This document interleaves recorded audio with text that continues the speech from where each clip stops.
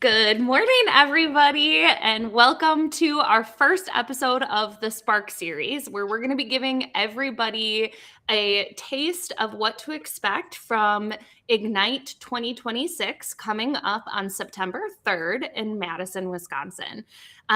We have got Ian with us today. James, obviously, my counterpart here. We will get to you with an intro here in just a second, Ian.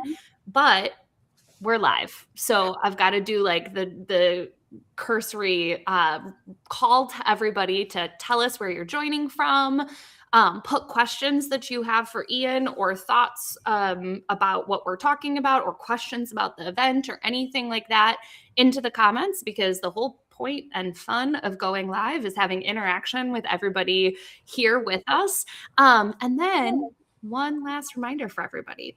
We are going to be giving away tickets to join us for the event.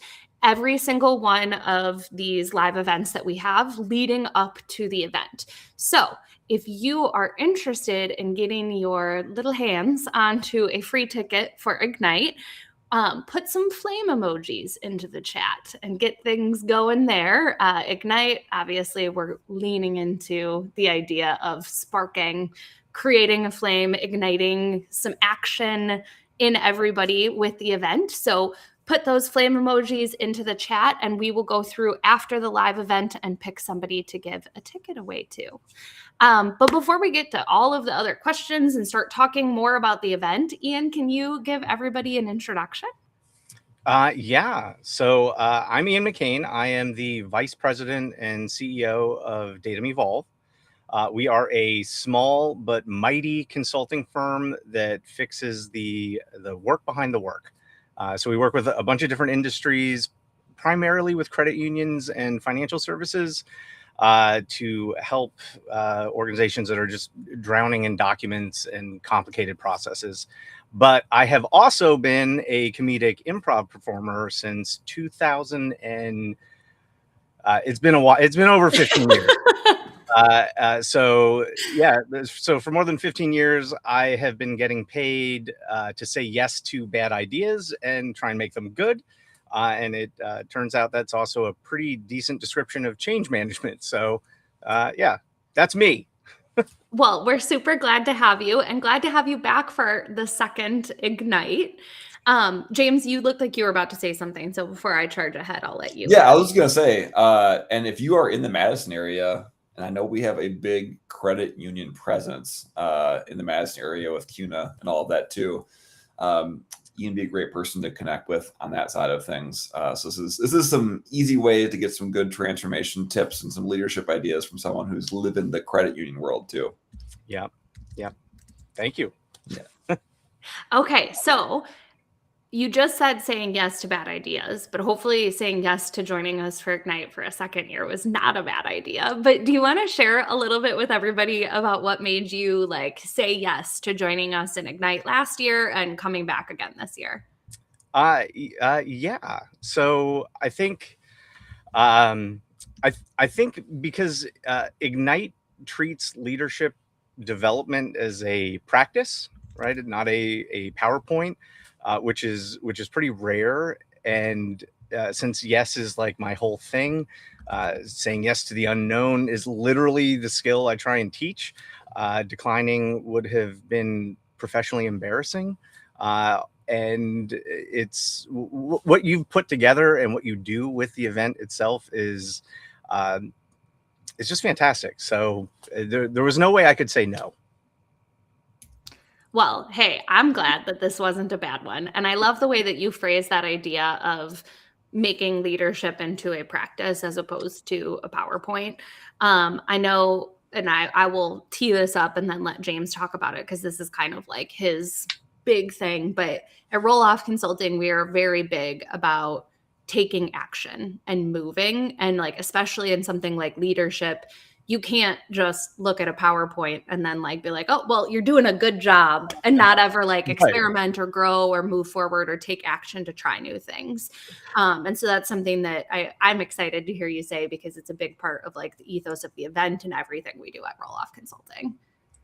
Yeah, I'll add too. Just so, and for those in the audience, Ian, like Emma said, was one of our speakers last year, and I think the improv and the getting people to actually be open-minded and creative in the way that they're interacting with other people was something that I remember when we were planning the event last year, like, oh, it'd be fun to have Ian come. He does this stuff. This would be cool. And then like at the actual event, it's like, oh, they actually like changed the entire trajectory of the day because it got people to actually think in a more creative way and be open to new ideas and all of that. So I'll just add that I think that was a great session last year, and we're excited to have you back for that reason too, because I think it really helps, you know, as you say, like open up the mindset of people and get their creative gears turning. So that's my whole spiel. I appreciate you saying that. And it is like conceptually the whole idea, like improv in a professional capacity seems sort of preposterous. But I found it to be remarkable with how impactful it legitimately can be. Something as dumb as, you know, improv, but there are core skills in it that if you just take it away, it translates. So I'm glad to hear that. It seemed well received last year. So you started a tradition with the hype man. I don't think we will be able to do an event without that kind of like start to everything to get people comfortable having hard conversations with one another, comfortable making new friends, and also just like not taking yourself too seriously. Yeah. Hype Man is one of my favorite things, and it was such a big group of people. Like as it built.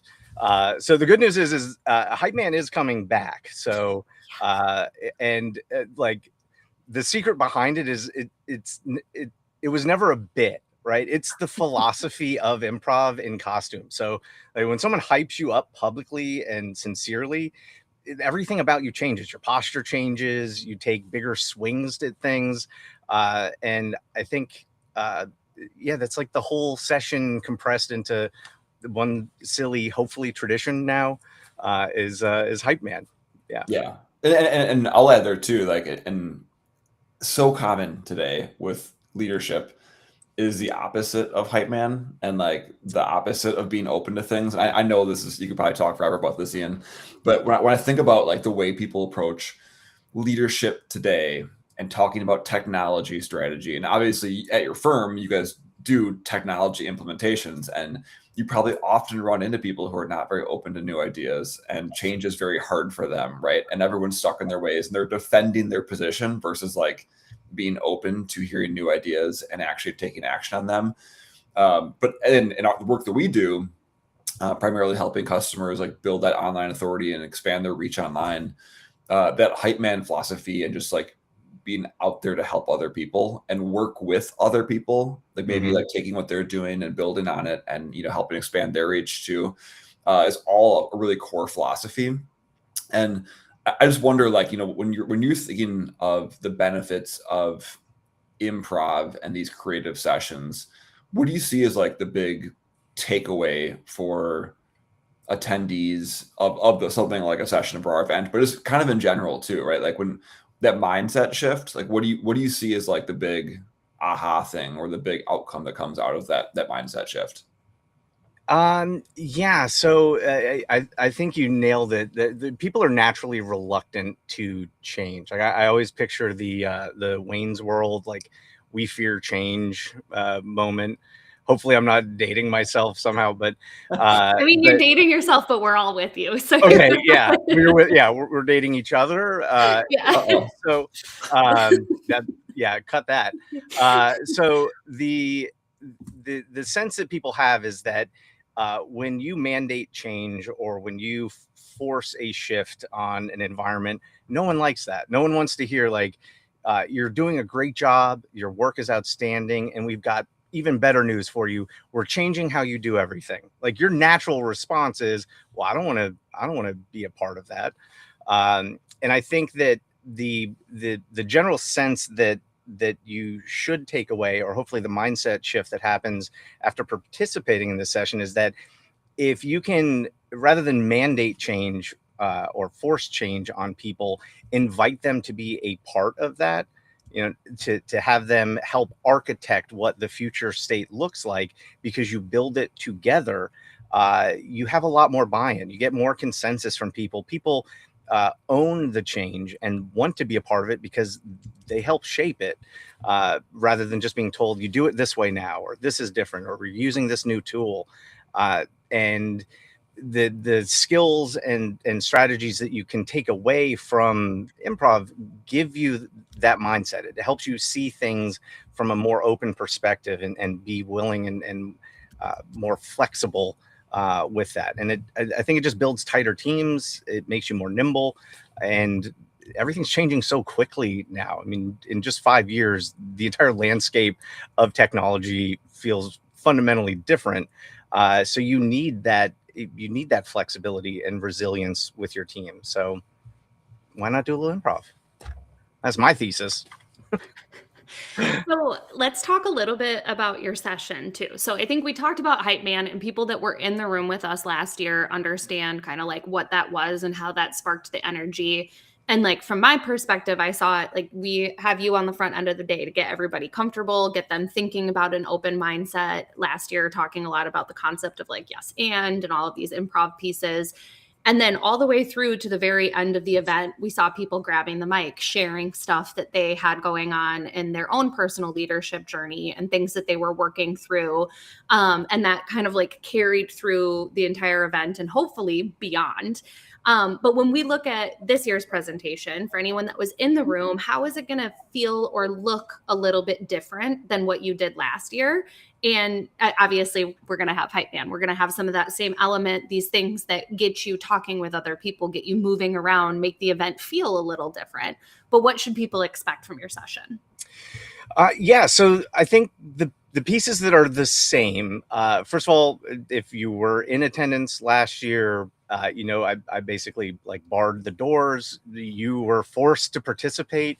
It is a fully interactive session. So though I may have some PowerPoint-ish slides, they're really there to just reinforce the stuff that we do. They're not, no one's taking notes. I want you to just be open and listening, because the format is the message. You can't learn improv by watching it the same way you can't learn to swim from a PowerPoint. The skills and the ideas that you're being exposed to, they're to build muscle memory. They're not knowledge skills. So if you look at the room like it's a gym, that's what we had last year. That's what it will be again this year.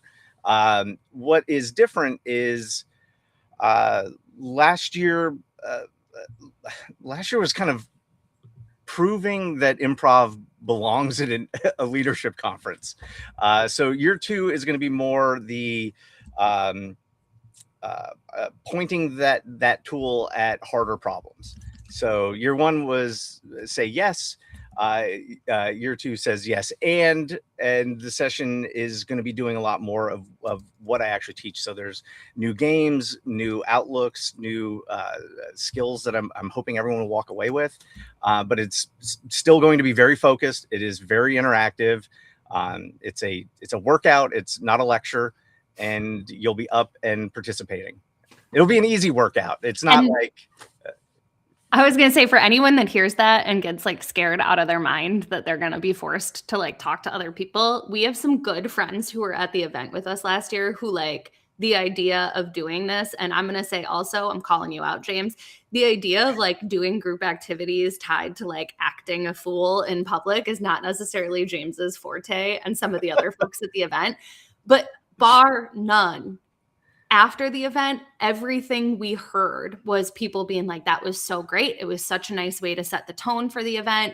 And immediately afterward, we saw people like going and like creative juices flowing, creating content with one another.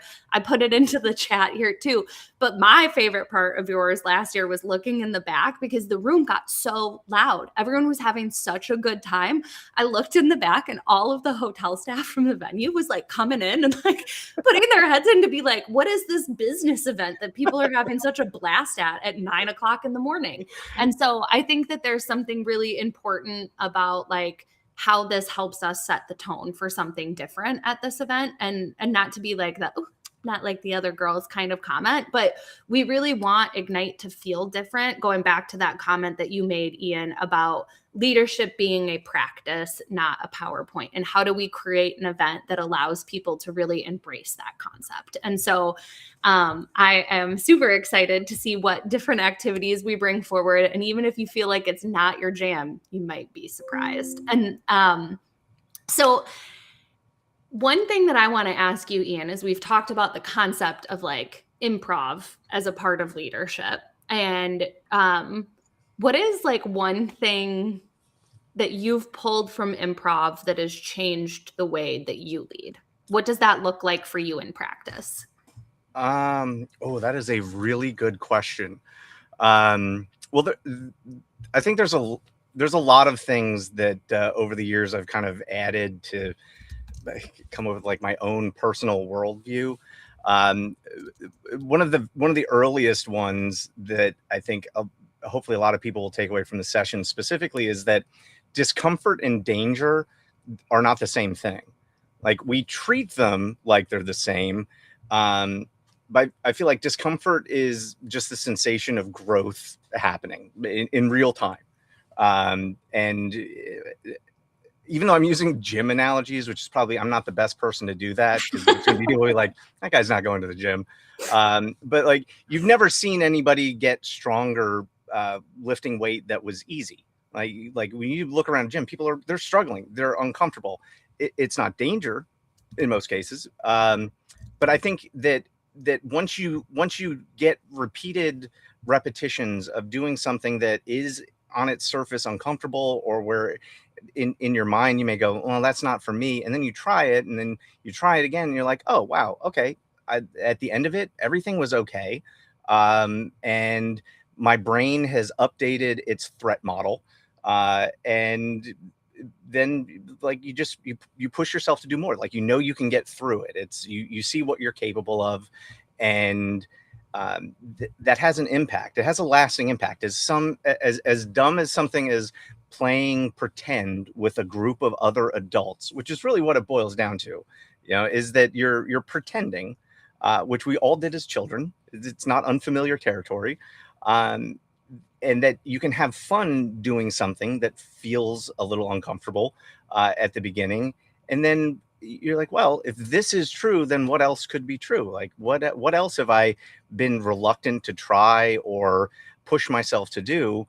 Let me give that a whirl. And it just sort of kicks you on the right trajectory of like, okay, let's test this out. The consequences are as minimal as it could possibly be. And when in a large group setting like this too, everyone's going through that same thing. Like every person who's doing the machine or pretending to do something, everyone's uncomfortable. Every single person at some point is going, yeah, this feels a little bit weird. But then you get to the end and you look at this collaborative thing that you've built and you're like, okay, well, this is actually pretty cool. Okay. We made it to the end and this is neat. So that I think is one of the biggest takeaways that I had early on. As I've been implementing it more and more in the professional landscape, I think the two key lessons that I have is the importance of making your scene partner look good. So the work that you do in the professional world, so much of what we engage to do is feels like people eating lunch at a prison. Like you guard your plate, like this is my domain, this is my territory, this is my spot. In improv, your whole thing is to make the people that you're working with look good, to give them opportunities to shine. And when you have a whole group of people doing that collaboratively, everyone looks amazing. Like you're all supporting each other just as a byproduct of working with that mindset. So I love that you went for prison guarding your plate, because when I talk about that, I talk about moles and holes, like how the mole wants to protect its own hole in its home. But I've never heard the prison comparison. But not from like personal experience, just to clarify, just a lot of TV. But no, you just like everyone guards their space, and I feel like ideas die in those circumstances, or you get conflict when you could have collaboration. You get people more resistance and reluctance to embrace something new simply because you feel like it might be someone encroaching on your territory. So yeah. Yeah, no, what I love about this is, when we work with clients, we work both like internally in the organization, and Em does a lot of speaking and training with organizations on internal leadership. We also do a lot of stuff on external authority, right? We help companies with their social media presence, online presence, and like you hit the nail on the head. It's so much of that fear of discomfort of like just getting the confidence, but like the confidence comes from having the courage to take the action, right? Like you have to take the action first, and that's how the confidence comes. And so often, we're talking to people about their social media strategy and creating content, and maybe it's public speaking, whatever it is that might be relevant for you and what you're trying to do. Everyone's like, oh, I'm not ready yet. Like, I have to, do X, Y, and Z, and then I'll be ready to go do this thing, right? But what I love about your session and just what you're teaching in general is like you're not ready. Like the point is that you're not. You don't have to be ready. You just kind of roll with it and you do it, and like that's how you get confident. And I already mentioned it multiple times now, but like just last year, pre your session versus post your session, everyone was so much more comfortable with like putting themselves out there afterwards because they took the action of doing things and like just literally doing things, right? Which just goes back to, again, we're talking about creating content or internally within your organization, implementing change. The confidence comes from taking action. And I think that this is such a good little playground of like taking action is what your session is. And last year too, which was great, was immediately after your session was Curtis Goldsboro talking about building a personal brand and creating content, and him and his loss ratio. So it just flowed so nicely because all of a sudden it's like, oh, like, yeah, I can do something. It's not that scary. And like, oh, here's someone that just did it, and kind of his case study of it. But I'm just such a big believer in that. And, your analogy of the gym was good. And I will say, so I was standing next to Ian in the hotel last year, and he's a rower. He rows a bunch, and he is a physically fit man. So you can say he's not, but the analogy of the gym is perfect because like people are so afraid to step foot in the gym, right? You look stupid. I'm not trained. Everyone's going to judge me, yada, yada, yada. But it's like, you got to start somewhere. And the only way to improve is to actually challenge yourself. Like if you don't go to the gym, you don't challenge yourself, you're not going to grow. I think this is the same thing with leadership skills. Well, and I think it's so interesting, like internally at our house, we've been having this conversation a lot with our kids and like trying to get them to try new things and like understand that pushing yourself, even when you feel uncomfortable. One of our kids is afraid to dive because she belly flopped / face flopped. I don't know exactly what to call it, but like the face and the belly took the brunt. And so we've been like trying to get her to try again and like move through that process of like, okay, what's the worst that happens? And when I'm having these conversations with her, I like stepped away yesterday after trying to like encourage her to do it again. I was like, oh my gosh, this is like the type of coaching that we are constantly doing. But instead of like try it again to go off the diving board, it's like, put yourself out there and grab your phone and look at it. And that like the things that scare us as adults aren't necessarily the exact same things as kids, but it's the same like thought process of the more you flex that muscle of stepping outside of what you're comfortable with, the next time that happens, the easier it is to step into it. The easier it is to just try something. And we were both giving her all sorts of examples of our lives and what we do again on the physical side to try it. I'm like, you think I feel good trying to go upside down? Like I'm trying to learn how to do a handstand. Not there, but like doesn't feel good, doesn't feel comfortable. And then I wasn't going to say to her, like, I could actually hurt myself. You're not a belly flop isn't going to hurt as bad as if I come down on my neck. But then like, James, you have your own experiences with like your CrossFit gym stuff too. But like we are constantly talking to her about this same concept. And how wonderful would it be if every leader grew up with that mindset, so then when they got there, they felt really comfortable stepping into all of these things that maybe feel outside of their zone of genius, so to speak, before they figure out that they've got a new genius that they can explore. Yeah, I think not to like come, oh, improv, but I'm going to do that. So a thing that I find really fascinating is because when you do a scene or when you're doing improv, you literally have no idea what is going to come out of it, right? You step on stage, you get a word, and then a group of human beings all thinking independently make something. They, whatever the suggestion is, all of a sudden you've got a scene that's built, and then a story and characters, and it's all sort of built with each person contributing. And a huge part of that, in fact, the only way that works is active listening, right? Because you in most circumstances, again, especially in the professional world, most people listen to respond, right? We've all been a part of a meeting where people talk, but it's almost like you could be pressing play on a recorded thing, because what the next person just said in no way related to what was just said. It was just like they're waiting for their moment to say the thing that they've practiced, regardless of what just happened. Like these could all be independent monologues in a different room because people aren't actually listening to what's being said. And one of the best things that I've taken away from improv over the years is that improvisers, they listen to use. Like any word or anything that gets said could become the substance of the entire scene.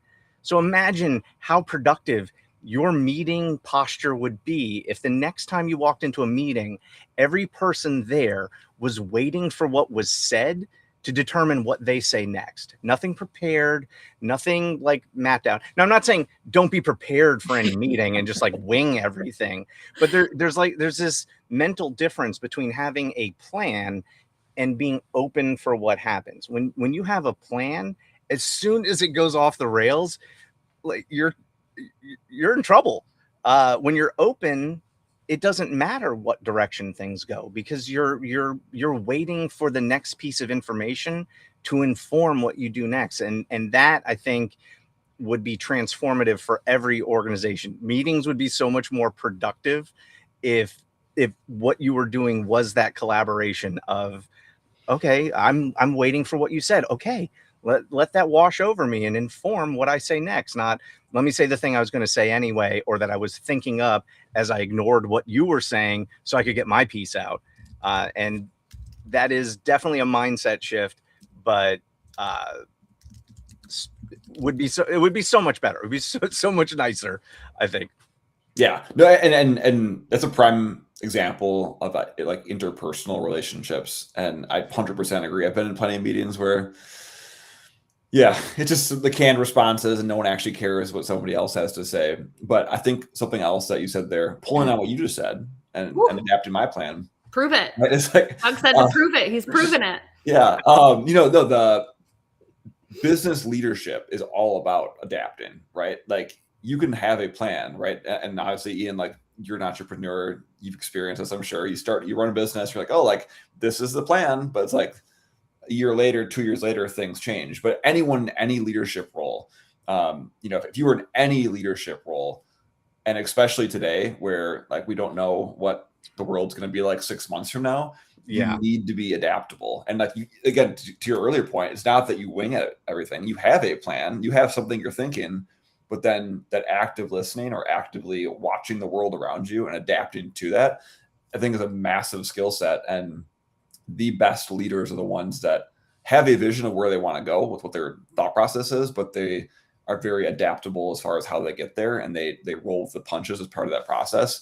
And I think that was a really important kind of takeaway from me from just the improv in business thought process you had. It was like, oh yeah, like this is real life beyond even just like meetings. Like it's literally how like business works, is you need to be adaptable. You need to roll with the punches, and you need to see something that's happening, be like, ooh, I could do something with that, right? And then pull that out and then take action on it. So that was another kind of big takeaway from my perspective. Well, I think too, even like you mentioned for leadership, but a lot of the folks that we work with, whether they're an executive in a company or a founder or on like the sales and marketing side, they are focused on trying to get their product in front of a client. they're focused on trying to like sell a solution. And Ian, while you were talking, I was thinking about early in my career when I first started in sales, how you get like these scripts and people give you like scripts that have like specific things to like try and go and like, go against the objections that you're getting. And like, instead of just like having a conversation with someone and like asking them questions about their business and like listening and genuinely seeing if you have a solution that helps them solve a problem. And right now, with everything that's going on with AI, everyone's got a solution that they want to try and like shove into any crevice that they can to make it like AI enabled. Right. James clearly couldn't handle the use of the word crevice there. But when you look at like how to be effective right now, especially in like the AI hype cycle that we're in, so much of it comes down to your ability to actually talk to somebody and listen to what problems they legitimately have and see if there's a way for you to create a solution. And that intentionality behind that active listening and that open mindset and really like leaning into that thought process matches up with so much of what we're going to see in the rest of the event too. Next week for the Spark series, we've got Casey Lynch from Tyson and Mendez, who will be doing a presentation about what it means to lead a mission-driven company. But she's going to talk a lot about that concept of intentionality. James and I are going to do a session talking about our book that will be released later this year on digital leadership. And a whole chunk of that book is about internal leadership and intentionality. But then on the other side, from like the authority building component, your job is to figure out the why and figure out the true intentionality. And you can't do any of that if you come with a script of objections and like what you're ready to say instead of like actually interacting with people. So I feel like that is such an important concept that also ties in with what we're going to see in a lot of the other sessions throughout the event. Just one quick drop too. Couple notes. One, I'm really appreciating the comments rolling in here. I'm trying not to get distracted as I'm watching them. So thank you, Dan, Doug, Laura, Casey, for having some serious comments and some not serious comments. And whenever I feel like Dan's in the comments, you never know what you're going to get with that. But I do want to call it. We have about 10, 15 minutes left with Mr. Ian here. So if you have questions for him, you have thoughts on this, if you've done improv and you want to drop your thoughts in there, or if you have questions as far as, what we're doing at IGNiTE, this would be the time to do them. We'd love to pull some questions in from the audience here on this live stream. And again, just to kind of note, the IGNiTE Digital Leadership Summit is coming up on September 3rd. It's in Madison, Wisconsin. It is a one-day event where we're going to be talking all things digital leadership. So building internal clarity within your organization, building external authority online, as well as personal growth. And Ian's session is a nice little sprinkle across all of those things, which we appreciate. If you have any questions on that, you can drop them in the chat too. And as Emma said a couple times now, we are giving away a free ticket each week. So drop some flame emojis in the comment section. And that'll get you to enter to win there too. So just wanted to mention those. I love the conversations. I want to keep things going there. Ian, I want to give you, this feels like I'm giving you a quiz, but I would I would love to hear from your standpoint after going to the event last year, being in the room with us for everything and all the work that you guys are doing at Datum Evolve. Like, can you share what in your mind the concept of digital leadership is and what that looks like from your vantage point? Yeah, I mean, I think my view of that has definitely evolved. Pun intended. I think early on I probably would have leaned more towards like the people who are leading through technology change or embracing or identifying new technology. I think that may have been wrong to begin with, or it's at least obsolete now. I think digital leadership now is probably like three pillars. I don't give short answers. Sorry. That's okay. We got time. You're talking about I think like the first code would be like the wherewithal to sense what's coming, to like be able to read the room with what's new, what is going to impact my business, what matters from a technology standpoint. So like awareness of that. I think more important and probably less explored is the ability to engage teams to embrace and implement that. So if you're leading a company through change, you have to be able to communicate with human beings. Like we have this innate ability to think that like everything's got a pill or a technology that you just implement this and it's fixed. But technology has to make the people that you're working with, they have to use it. Like the technology doesn't solve the problem. People using the technology might, if you've identified the right problem and the right technology, but you have to be able to communicate that and motivate teams and understand that just mandating something new is not going to make anything effective or work. Like it might have in the beginning, you might get that first month where it's like, yeah, everybody's using it. And then in a year, everybody's using some shadow process or they're resentful of the technology. So how you go about addressing the human component is probably the most important piece. Because there's always going to be new tech. In fact, every week there's going to be some new tech based on the current trajectory. And I think being adaptable. So I think those three things kind of smush together into that's a digital leader. Just put that on a small placard. We'll take the transcript. We'll get it written out. We'll put that onto the shirt that Dan suggested we make earlier. It'll say like, "Don't be a mole with a hole," and then on the back it'll have that like just in a block of text. We'll see what we can do. I mean, to your point, Ian, I think you made the very beginning when you were saying it's evolved because you used to think that it would be somebody who's just leading right like a technology implementation. And from James and I's perspective, that is, where we hesitated calling the concept digital leadership from the very beginning, because you are in the digital transformation space, and you've probably heard me say this a million times, but I am frustrated by the way that we call it digital transformation because it makes us think that we have to focus on tools. And right. So when we were kind of like working with this concept and figuring out how to bring everything under one umbrella that we talk about, like James mentioned, from the internal leadership standpoint to external authority and personal growth, we were like, how do we like phrase this? But it's leadership in the digital world. Right. And technology impacts everything that we're doing. But the same way that in my mind, digital transformation is actually about your people, digital leadership is how do you lead as a human with all the stuff that you were talking about, appealing to why for people. How do you, I mean, this isn't necessarily tied to people, but like understanding where and what technology is going to actually make an impact in your business. Being able to differentiate between, am I chasing a shiny object or is this something that creates value?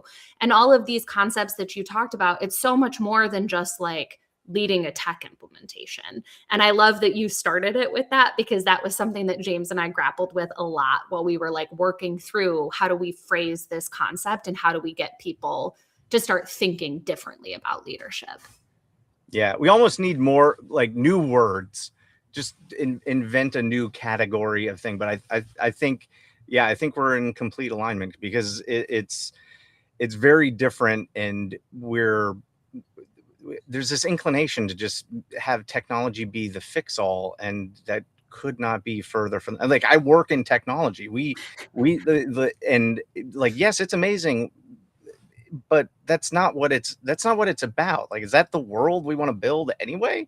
Is just a technology driven? Like, no, it's people. People are what matter most. Tools assist. And if you can find the right things and have the wherewithal to engage and have your team be on board with a change and do it for the right reason and the right thing, then it works out well and everyone's happy.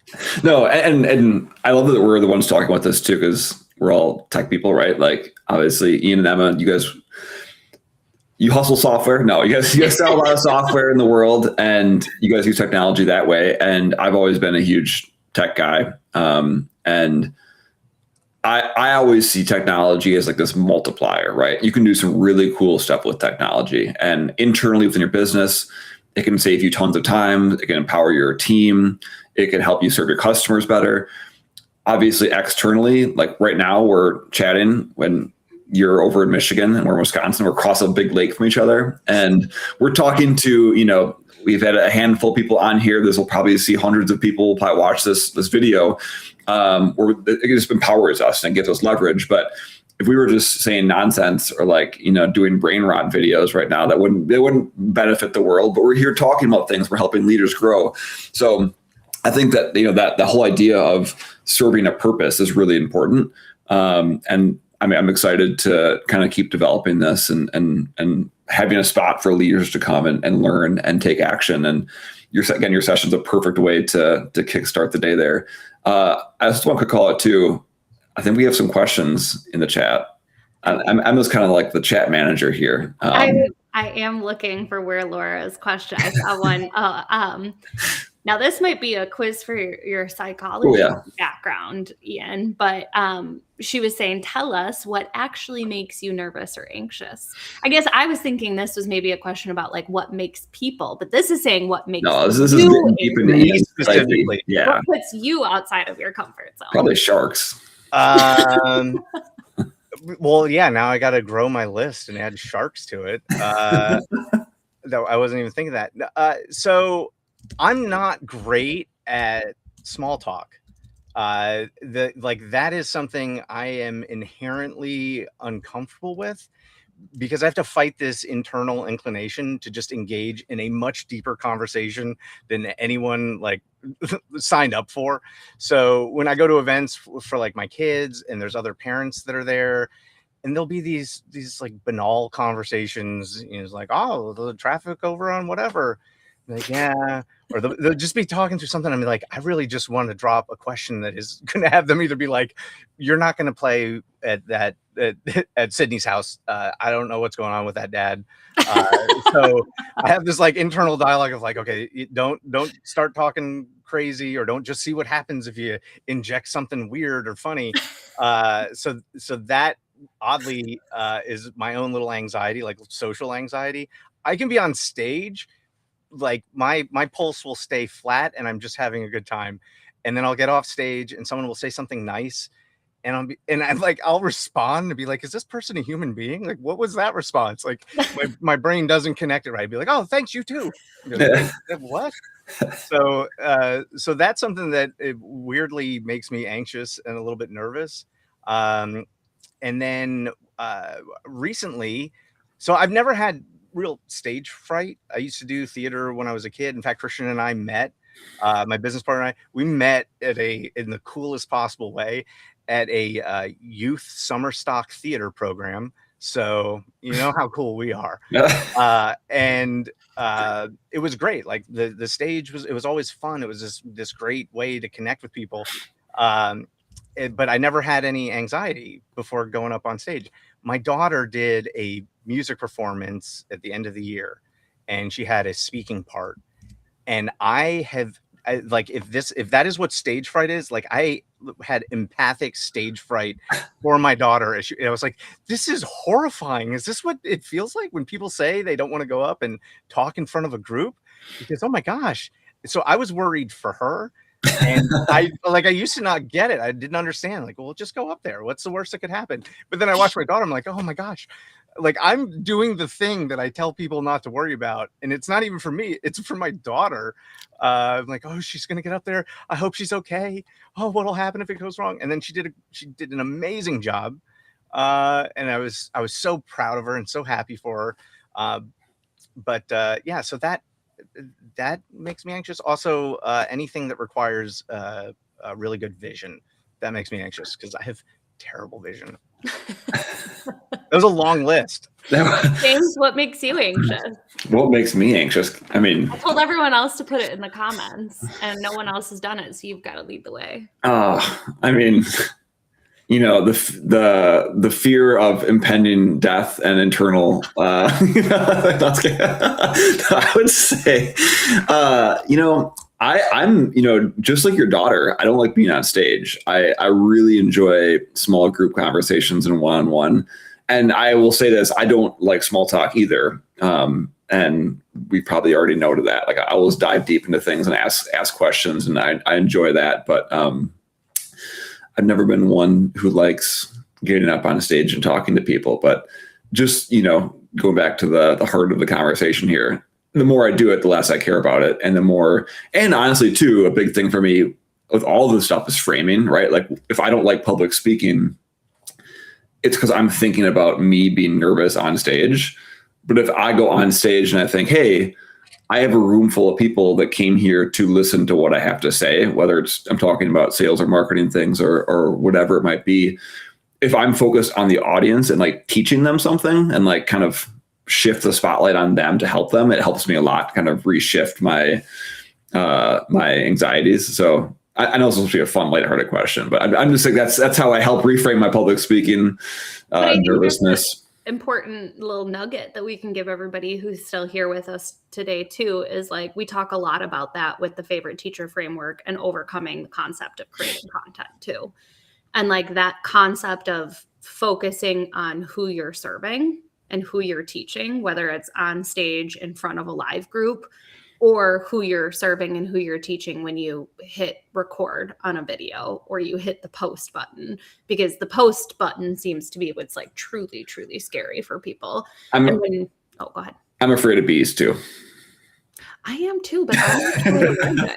I'm allergic, and I think it's made him afraid of bees because of I don't understand. So I grew up in Florida, as I've told you guys before. Yeah. And when we moved up to Michigan, for some reason, like people are afraid of bees. Like I get wasps and hornets and other more horrifying things. Bees are great. Oh, it's the same umbrella. Like wasps are bees to me. Anything that's got a stinger that comes near James, it's too spooky. Yeah. We also, our youngest daughter is legitimately anxious of sharks, and we've got an ocean vacation coming up, and she is already afraid of the idea that a shark might be too close to her. So that was why James pulled that one out. I will add to the conversation. To your point, Ian, I can get up in front of whoever, whenever, and like give a presentation. But I used to be in choir, and like when I was little, had big dreams of maybe being like a B. Spears, like reincarnate. But the second you ask me to sing in front of a group of people, every solo I ever had, I was like physically shaking so bad that you could like see it in the audience and hear it in my voice.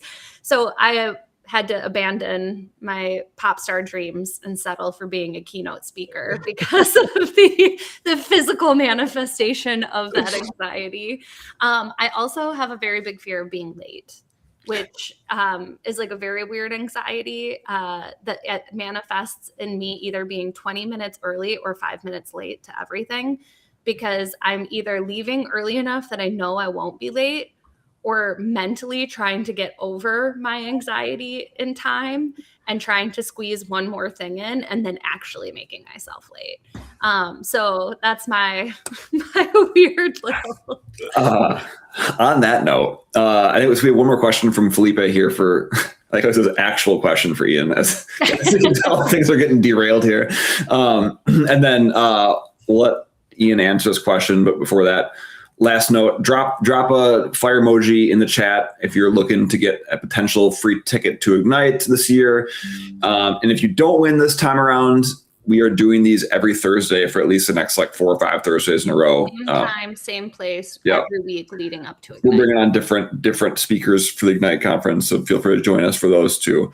But Ian, actual question for you. Is there anything you've read and or listened to that has changed your perspective, or anything you're reading now that you'd recommend? Yeah, actually, so I have like you wanted a title of a thing, and like here we go, chapter 4. I read a lot of books, and when I say read, I mean listen to, because my vision's not good. So I go through a lot of books. Most of them are pretty terrible science fiction. Um, so I can't give you a specific book that changed my perspective, but I have a tradition where once a year I watch uh, a a video that was taken from a commencement speech by David Foster Wallace called "This Is Water." And if you have not seen it, and Felipe, I will send you a link to this video. But the entire video is about perspective, and how you view everything from life's frustrations to its successes. So for me, whenever I feel like I'm getting overwhelmed or that there are things piling up on me, I watch this video, and it is like a recentering thing for me. It uses, I believe, the actual commencement speech that was given, and it's like a touchstone for me. I keep going back to it. It's like 12 minutes long, maybe.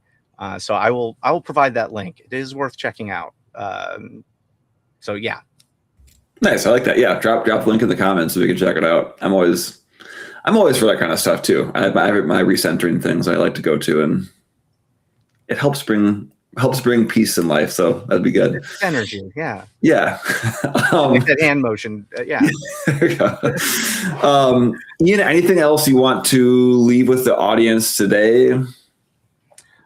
Just that I'm really excited for IGNiTE. I think it's what you have set up is going to be fantastic. Last year was amazing. I took away personally so much from all the people who were there presenting.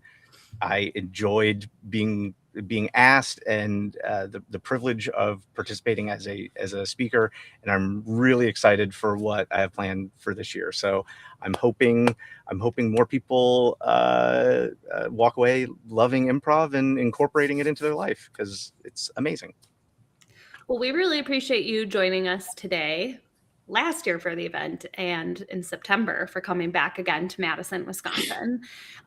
James and I have some comments to go through to find all of the flame emojis, and then we will pull names, put them in a hat, pull one. Again, like James said, if you don't win a ticket today, we'll be here, same place, same time next week with Casey Lynch to talk a little bit more about leading a purpose-driven organization. So you can come back, drop some more flame emojis. And again, the more times you play, the higher chance to win. But Ian, thank you for all of the wisdom that you shared with us. And we can't wait to welcome you back in a few short months to Madison. Very excited. Thank you. Have a wonderful day, everyone, and we'll see you next week.